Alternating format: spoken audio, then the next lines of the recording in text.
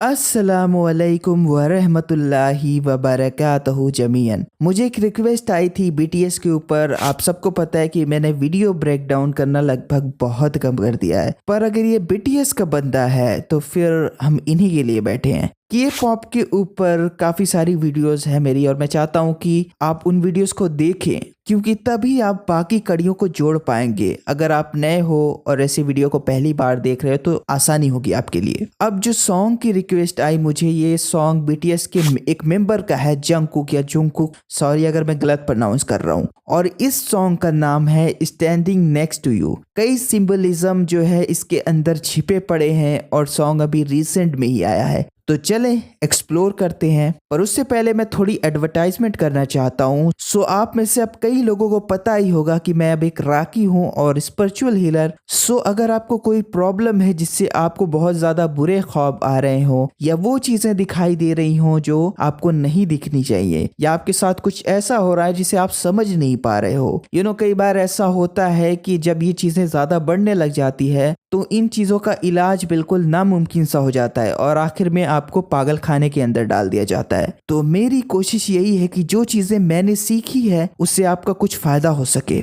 आप मुझे मेल कर सकते हो इस जीमेल पर, जहां आप अपना कॉन्टेक्ट नंबर भी सेंड कर सकते हो। ऑल्सो अगर आप मेरे पास से हो या मेरी सिटी से हो तो फिर तो और ठीक रहेगा, वरना तो फिर ऑनलाइन ही कोशिश कर सकते हैं। बहरहाल टॉपिक पर आते हैं। अब जंगकुक के इस सॉन्ग के अंदर शुरू में जो सिंबलिज्म इस्तेमाल किया जा रहा है, हम देखते हैं कि ये लोग एक टनल जैसी जगह पर खड़े हुए हैं और बैकग्राउंड में एक रोशनी दिखाई पड़ती है, जिसको कई लोग सिंबल ऑफ होप भी मानते हैं, यानी कि अंधेरे के बाद उम्मीद की किरण। यह टनल उस रास्ते को शो करता है जो अंधेरे से भरा पड़ा है, और रोशनी जन्नत को। अब ऐसा मैं क्यों कह रहा हूँ? क्योंकि बहुत सारी जगह पर इन सिंबलिज्म का इस्तेमाल किया जाता है। मसलन मूवी के पोस्टर पर कई आपको ऐसी पेंटिंग्स मिलेंगी जो बिल्कुल डार्क और डीप मीनिंग में होती हैं, जिसमें यही चीज को दर्शाया जाता है। तो ये बिलीफ असल में आया कहाँ से? 1849 में ऑस्टिन हेनरी नामी आर्कियोलॉजिस्ट ने एक्काडियन टेक्स्ट को डिस्कवर किया, जो एक पूरा टैबलेट था। एक क्या बहुत सारे टैबलेट थे जिस पर बाबिल के देवी देवताओं की पोएम्स लिखी हुई थी। एंड मुसलमानों को बेहतर पता है कि बाबिल का जिक्र कुरान में मिलता है। ये लोग काले जादू में सबसे आगे थे और यहीं से जादू की शुरुआत भी हुई थी। अब इस पोयम के अंदर गिलगमेश का जिक्र मिलता है, जो एक डीमी गॉड माना जाता है। कितने लोग इसको निमरूद के साथ भी जोड़ते हैं, पर वल्लाहु अलम। अब इसने बहुत सारे कांड किए थे, बाद में इसको मौत का डर सताने लगा और ये पोयम उसी के ऊपर है। इस पोएम के अंदर इस्तार का भी जिक्र, तामुस का भी है जो निमरूद का बेटा बताया जाता है। ऑल्सो सूरज के देवता शम्स का भी जिक्र है, और ज्यादा फोकस इस सन गॉड पर भी किया गया है, जिसका एक सिंबल कुछ ऐसा है। आप ये सिंबल याद रखना, अभी मैं आगे आपको बताऊंगा। और सबसे मजे की बात, इस टैबलेट पर तूफान नूह का भी जिक्र मिलता है। तो पोयम के अंदर गिलगमेश की स्टोरी बताई गई है, एक हरकुलेस टाइप का हीरो जिसकी जर्नी के बारे में तारीफों के पुल बांधे गए हैं। तो एक जगह पर जिक्र मिलता है कि गिलगमेश सफर करते हुए मशू नाम के पहाड़ पर पहुंचता है, जो 2 सरों वाला पहाड़ होता है, जिसका ऊपर का हिस्सा जन्नत से टकराता है और नीचे का अंडरवर्ल्ड से, जहां वो 2 राक्षसों से मिलता है। एक स्कॉर्पियन मैन होता है, दूसरी उसकी बीवी होती है। तो जो मेल मॉन्स्टर होता है वो कहता है कि किसकी इतनी हिम्मत हुई जो यहाँ तक आया, जरूर ये कोई देवता है। तो उसकी बीवी कहती है नहीं, इसका 2/3 हिस्सा देवता का है और बाकी इंसान का है, मतलब ये हाफ गॉड है और हाफ ह्यूमन है। राक्षस उससे कहता है कि तुम कौन हो और यहाँ क्यों आए हो? तो वो अपने मिशन के बारे में बताता है। मैं शॉर्ट में आपको बता रहा हूँ, अगर आप अच्छे से जानना चाहते हो तो आप खुद रिसर्च कर सकते हो। इसका मिशन इमॉर्टल होना था, जिससे ये हमेशा जवान रहे और कभी न मरे। गिलगमेश कहता है कि मैं उत्नपिष्टम को ढूंढ रहा हूँ। हाँ, इस टैबलेट में उनका भी जिक्र है। उत्नपिष्टम कौन है? अगर आप रिसर्च करोगे तो आपको पता चलेगा कि इन्होंने ही द ग्रेट फ्लड को सरवाइव किया था, जिसके बाद इन्हीं से बाकी की आबादी बढ़ी। अब ये 2000 बीसी से पहले के टैबलेट पर भी मौजूद है कि इन्होंने ही बोट को बनाया और फ्लड को सरवाइव किया। हाँ, तो ये नूह अलैहिस्सलाम का जिक्र है।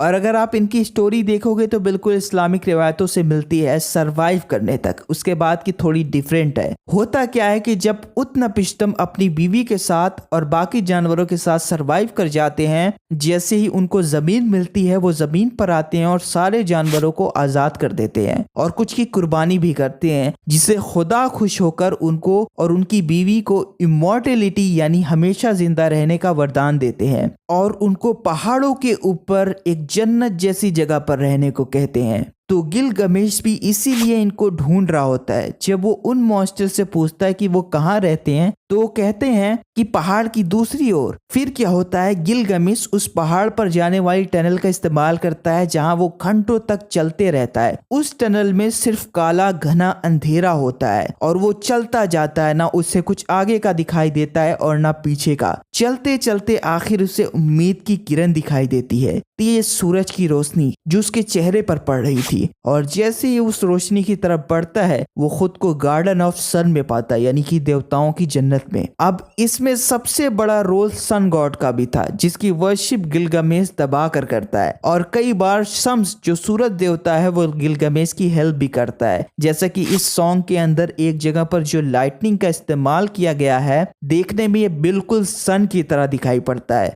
ऑल्सो ये चीज आप देखें, अभी मैंने आपको एक सिंबल के बारे में बताया था जो सन गॉड को रिप्रेजेंट करता है, जिसके 2 विंग्स हैं। अब मे भी हो सकता है कि ये फॉलन एंजल्स को भी दिखा रहे हो, एजिंस, जिसको ये लोग एंजल समझते हैं। पर मेरा शक सन गॉड की तरफ इसलिए है क्योंकि इस सिंबल को फ्री मेसन्स ने भी अडॉप्ट किया हुआ है। फ्री मेसनरी का तो अलग ही रिश्ता है बाबिल के साथ। आर्थर एडवर्ड जो कि एक फ्री मेसन था, उसने एक बुक लिखी हुई है फ्री मेसन के ऊपर जिसका नाम है a new encyclopedia of free masonry. Babil of course represented A Masonic enterprise. ये लोग निमरूद को पहला फ्री मेसन मानते हैं और बाबिल को पहली फ्री मेसन सोसाइटी। अब अगर आप इसके बारे में ज्यादा तफसील से जानना चाहते हैं तो आप मेरी स्वामी विवेकानंदा वाली वीडियो देखें तो आपको ज्यादा चीजें समझ में आएगी। खैर, ऑर्थर ने ऐसी भी बुक लिखी है जो काले जादू के ऊपर है, जो आपको हैरान कर देंगी। अब ज्यादातर लोग वैसी वीडियो में इंटरेस्ट नहीं रखते, वरना मैं इन पर भी वीडियोस बनाता।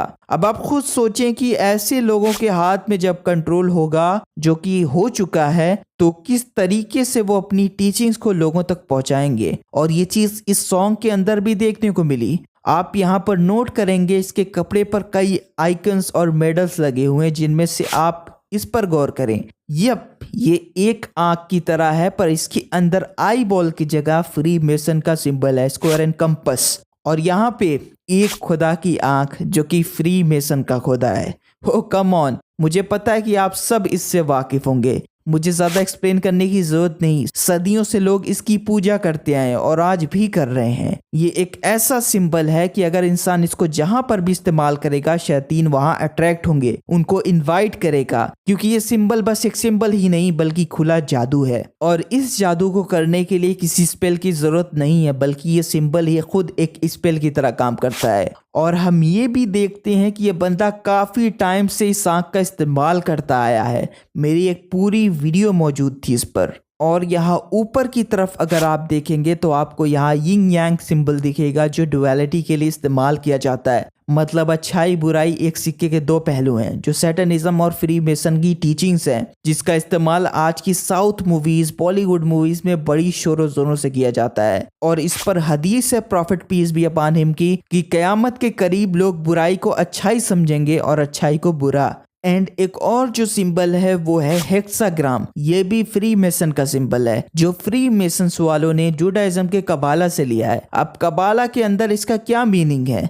The hexagram, like the pentagram, was and is used in practices of the occult and ceremonial magic, and is attributed to the 7 old planets outlined in astrology. The 6-pointed star is commonly used both as a talisman and for conjuring spirits and spiritual forces in diverse form of occult magic. मतलब 6 pointed वाले सितारे का इस्तेमाल तावीज़ों के रूप में और secret magic यानी छुपे हुए जादू के कई रूपों में बुरे जिनों और रूहानी ताकतों को अट्रैक्ट करने के लिए इस्तेमाल किया जाता है। ऑल्सो ये 7 अलग प्लैनेट्स को भी रिप्रेजेंट करता है, मतलब सितारा वर्शिप। और ये भी सिंबल कई हजार सालों से इस्तेमाल हो रहा है। यही रीजन है कि फ्री मेसन ने इसको लिया हुआ है। ऑल्सो एलिस्टर क्राउली भी इसी 6 पॉइंटेड स्टार का इस्तेमाल करता था। ये लोग वही हैं जिन्होंने सुलेमान सुलेमान अलैहिस्सलाम का नाम इस्तेमाल करके खुद जादू किया और दूसरों को सिखाया। और खुद क्रिश्चियन भी मानते हैं कि सुलेमान अलैहिस्सलाम नौजुबिल्लाह जादू करते थे, वो आइडल वर्शिप करते थे, भूतों की पूजा करने लगे थे। और इन्हीं बातों का रिप्लाई अल्लाह ने कुरान में दिया,